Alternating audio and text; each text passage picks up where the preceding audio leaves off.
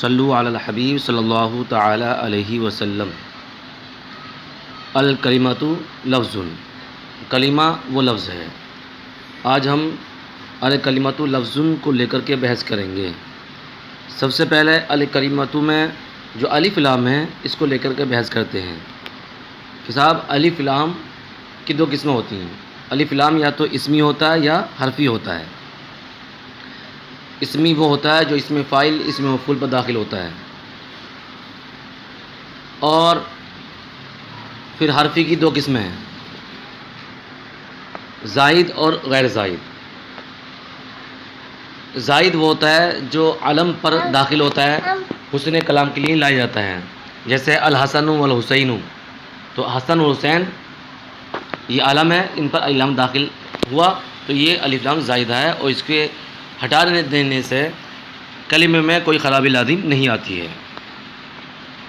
پھر غیر زائد کی چار قسم ہوتی ہیں، الف لام جنسی، استغراقی، عہد خارجی، عہد ذہنی۔ ان چاروں کے درمیان دلیل حصر یہ ہے، الف لام یا تو ماہیت پر دلالت کرے گا یا ماہیت پر دلالت نہیں کرے گا۔ ماہیت پر دلالت کرے تو جنسی ہے، جیسے الرجل خیر من المرأة، جن سے رجل بہتر ہے جن سے عورت سے، تو یہاں پر الف لام تو ہے وہ الف لام جنسی ہے۔ اور ماہیت پر دلالت نہ کرے بلکہ ماہیت کے افراد پر دلالت کرے، تو ماہیت کے افراد پر دلالت کرے گی تو یہ دو حال سے خالی نہیں ہے، یا تو ماہیت کے تمام افراد پر دلالت کریں گے الف لام، یا ماہیت کے بعض افراد پر دلالت کریں گے۔ اگر تمام افراد پر دلالت کرے تو اس کا نام ہے الف لام استغراقی، جیسے الحمد، معنی کیا ہے؟ تمام تعریف ہے۔ ان الانسان لفی خسر، تو ان الانسان میں الانسان جو الف لام ہے اس میں الف لام استغراقی ہے۔ بعض افراد پر دلالت کرے تو یہ بھی دو حال سے خالی نہیں ہے، یا تو وہ بعض افراد خارج میں موجود ہوں گے یا خارج میں موجود نہیں ہوں گے۔ خارج میں موجود ہوں تو الف لام عہد خارجی ہے، اور خارج میں موجود نہ ہو تو الف لام عہد ذہنی ہے۔ خارجی کی مثال فعصا فرعون الرسول، تو یہاں رسول سے مراد موسیٰ علیہ السلام ہے، اور خارج میں افراد موجود ہیں، یعنی دوسرے رسول بھی موجود ہیں، دوسرے نبی بھی موجود ہیں۔ خارج میں افراد موجود نہ ہو تو اس کو بولتے ہیں عہد ذہنی، جیسے اس کی مثال ہے فَأَخَافُ أَن يَأْكُلَهُ الذِّئْبُ، میں خوف کھاتا ہوں کہ کہیں اس کو کوئی بھیڑیا نہ کھا لے۔ یہاں پر الف لام عہد ذہنی میں ایک بات سمجھ لینا کہ الف لام عہد ذہنی جہاں بھی ہوتا ہے وہ نکرہ کے حکم میں ہوتا ہے۔ بہرحال یہ ہوئی الف لام کے درمیان دلیل حصر۔ ایک مرتبہ اور سمجھ لیجئے، الف لام یا تو ماہیت پر دلالت کرے گا یا ماہیت کے افراد پر دلالت کرے گا۔ ماہیت پر دلالت کرے تو اس کا نام ہے الف لام جنسی، جیسے الرجل خیر من المرأة۔ افراد پر دلالت کرے گا تو یہ دو حال سے خالی نہیں، یا تو ماہیت کے تمام افراد پر دلالت کریں گے یا ماہیت کے تمام افراد پر نہیں بلکہ بعض افراد پر دلالت کریں گے۔ تمام افراد پر دلالت کریں تو اس کا نام الف لام استغراقی ہے، جیسے الحمد ان الانسان میں جو الانسان ہے اس میں الف لام استغراقی ہے۔ اور اگر بعض افراد پر دلالت کرے تو یہ بھی دو حال سے خالی نہیں، یا تو خارج میں وہ بعض افراد موجود ہوں گے یا بعض افراد موجود نہیں ہوں گے۔ خارج میں اس کے افراد موجود ہوں تو الف لام عہد خارجی ہے، جیسے فعصا فرعون الرسول، تو الرسول میں جو الف لام ہے یہ عہد خارجی ہے۔ اور خارج میں اس کے افراد موجود نہ ہوں تو اس کا نام رکھ دیا جاتا ہے الف لام عہد ذہنی، جیسے مثال ہے فأخاف أن يأكله الذئب، میں خوف کھاتا ہوں کہ کہیں اس کو کوئی بھیڑیا نہ کھا لے۔ تو الذئب پہ جو الف لام ہے یہ الف لام عہد ذہنی ہے۔ بہرحال اب یہاں پر اعتراض یہ ہوتا ہے کہ صاحب اس پر الف لام کون سا ہے، تو پہلے نفی کرتے ہیں۔ الف لام اسمی بھی نہیں ہو سکتا، کیونکہ اسمی جو ہوتا ہے وہ اسم فاعل اسم مفعول پر داخل ہوتا ہے، اور الکلمۃ میں جو کلمہ ہے یہ نہ اسم فاعل ہے نہ اسم مفعول ہے۔ الف لام زائد بھی نہیں ہو سکتا، کیونکہ الف لام زائدہ مان لیں تو وہ اس صورت میں وہ یہ کلمہ نکرہ رہ جائے گا، جبکہ یہ مبتدا واقع ہے ترکیب کے اعتبار سے، یعنی الکلمۃ مبتدا ہے اور لفظ اس کی خبر ہے۔ الف لام جنسی بھی نہیں ہو سکتا، کیوں؟ کیونکہ الف لام جنسی جو ہوتا ہے وہ قلیل و کثیر دونوں پر دلالت کرتا ہے، اور اس میں تا کیا وحدت کی ہے، تو واحد اور جمع کا جمع ہونا لازم آئے گا اور یہ محال ہے، تو اس لیے الف لام جنسی نہیں ہو سکتا۔ الف لام استغراقی بھی نہیں ہو سکتا، اس میں بھی یہی جواب دیا جائے گا کہ استغراقی وہ تمام افراد پر دلالت کرتی ہے، اور الکلمات میں جو تا ہے یہ وحدت کی ہے، تو ایک ہی کلمے کا جمعیت اور وحدت پر دلالت کرنا لازم آئے گا، اور یہ بھی جائز نہیں ہے، اس اعتبار سے یہ الف لام استغراقی بھی نہیں ہو سکتا۔ الکلمات میں جو الف لام ہے یہ عہد خارجی بھی نہیں ہو سکتا، اس لیے کہ عہد خارجی ماننے کی صورت میں اس پر تعریف صادق نہیں آ رہی ہے کہ کلمے کے خارج میں افراد موجود نہیں ہیں، تو الف لام عہد خارجی بھی نہیں ہو سکتا۔ الف لام عہد ذہنی بھی نہیں ہو سکتا، کیونکہ عہد ذہنی مانیں گے تو ایک تو اس پر تعریف بھی صادق نہیں آ رہی ہے، یعنی اس کے خارج میں افراد موجود نہیں ہیں، دوسری بات یہ کہ الف لام عہد ذہنی مان لیں تو ایک مبتدا کا نکرہ ہونا لازم آئے گا، کیونکہ الف لام عہد ذہنی نکرہ کے حکم میں ہوتا ہے۔ تو اب یہاں پر اعتراض یہ ہوا کہ صاحب الف لام پھر کون سا ہے، اس میں غیر زائد میں سے نہ جنسی ہے، نہ استغراقی ہے، نہ عہد خارجی ہے، نہ عہد ذہنی ہے، تو پھر کون سا ہے؟ تو اس کا جواب یہ دیا جائے گا کہ یہاں پر الف لام جنسی اور عہد خارجی دونوں ہو سکتے ہیں۔ اعتراض ہوا کہ جنسی ماننے کی صورت میں جنس اور وحدت ایک ساتھ ان دونوں کا جمع ہونا لازم آئے گا، اور یہ پہلے منع کر چکے ہیں کہ یہ جائز نہیں ہے، تو اس کا جواب یہ دیا جائے گا کہ صاحب الکلمات میں پہلا جواب الکلمات میں جو تا ہے یہ تا وحدت کی نہیں بلکہ تا تانیث ہے۔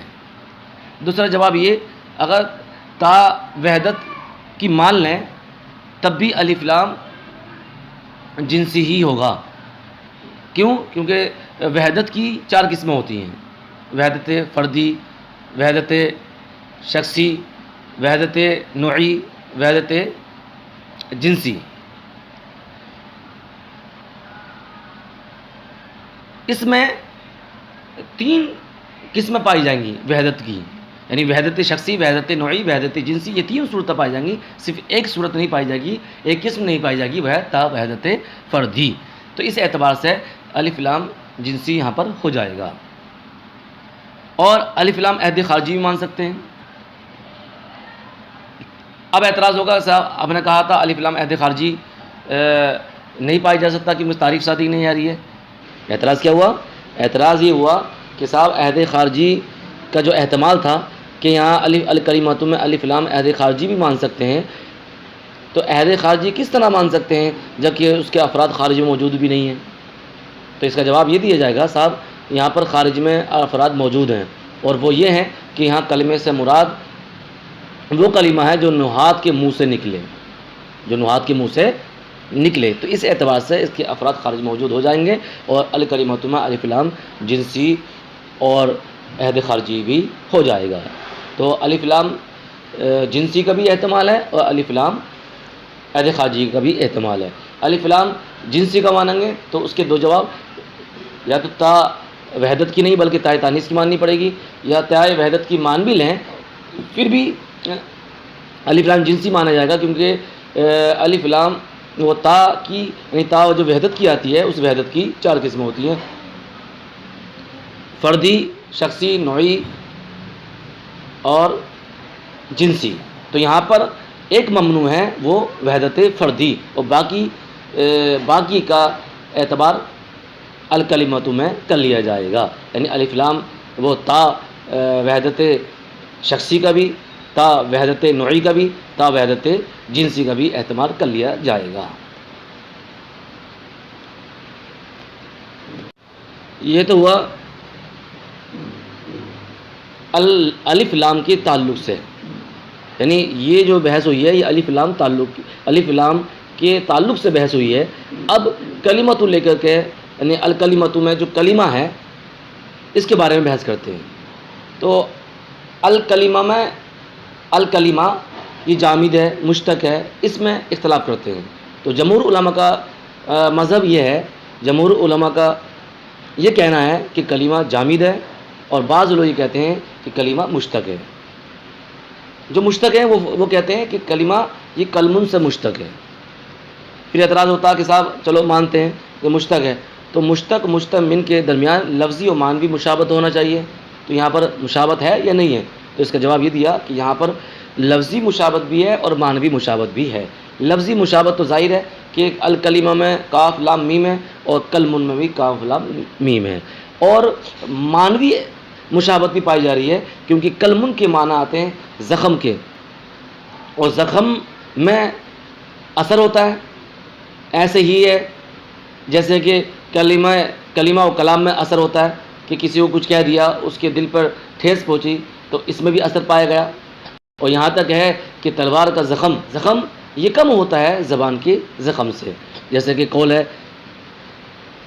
جراحت السنان الاتیام ولا التام ما جرى اللسان، کہ تلوار کا زخم تو بھرا جا سکتا ہے لیکن زبان کا زخم یہ بھرا نہیں جا سکتا. یہ کہ صاحب کلمن یہ جمع ہے یا اور کچھ ہے، تو اس میں اختلاف ہے کہ کلمن کچھ کہتے ہیں کہ یہ جمع ہے، مگر جمہور علماء کے نزدیک یہ جمع نہیں بلکہ جنس ہے، اور اس کا اطلاق قلیل و کثیر دونوں پر ہوتا ہے. جمہور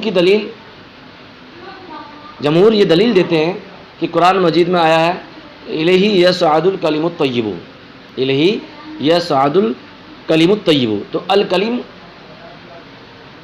یہ جمع ہوتا تو اس کی صفت جو الطیب مذکر آئی ہے تو یہ مذکر نہ کر کے یا تو الطیبۃ آتی یا الطیبات آتی، لیکن یہاں پر نہ الطیبۃ ہے نہ الطیبات ہے. تو اس سے ہی پتہ چلا کہ کلیم کیا ہے، اس میں جنس ہے، وہ جمع نہیں ہے.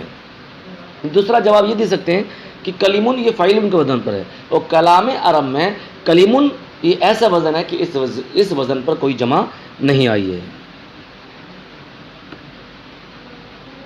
بعض علماء یہ کہتے ہیں، ان کی دلیل یہ ہے کہ صاحب کلیمن یہ جمع ہے کیونکہ اس کا اطلاق دو سے زیادہ پر ہوتا ہے.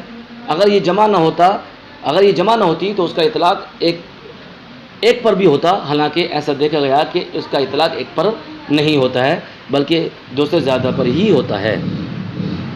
تو اس کا جواب یہ دیا جائے گا کہ صاحب اعتبار وضع کا ہوتا ہے، استعمال کا نہیں ہوتا ہے، اور کلیمن کی وضع واحد تثنیہ جمع سب کے لیے ہوئی ہے، صرف جمع دو سے زیادہ کے لیے نہیں ہوئی ہے بلکہ واحد کے لیے بھی، تثنیہ کے لیے بھی اور جمع کے لیے، تمام کے لیے ہوئی ہے. تو اس سے یہ پتہ چلا کہ صاحب کلیمن یہ اسم جنس ہے، جمع نہیں ہے. صدق اللہ العظیم واللہ اعلم بالصواب. کل انشاءاللہ لفظن کو لے کر کے بحث کریں گے.